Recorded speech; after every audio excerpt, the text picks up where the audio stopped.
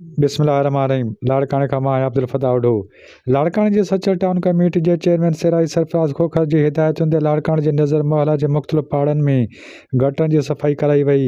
इन मौक़े ते गटरनि जे अंदरां मिटीअ सां भरियल ॿोरियूं, पलाल, भॻल सोलर प्लेटूं गटरनि जे अंदरां कढियूं वयूं ऐं गटरनि खे साफ़ कयो वियो। जॾहिं त टाउन कमेटी जे चेयरमैन सिराई सरफराज़ खोखर चयो त अक्सर गटरनि जो पाणी रोडनि रस्तनि ते तॾहिं बीहंदो आहे जॾहिं उन्हनि गटरनि में मिटीअ सां भरियल ॿोरियूं हुजनि। हिन वधीक चयो त टाउन कमेटी सचल जे सभिनी यूनियन कमेटियुनि में सफ़ाई सुथराई जो अमल तेज़ी सां जारी आहे।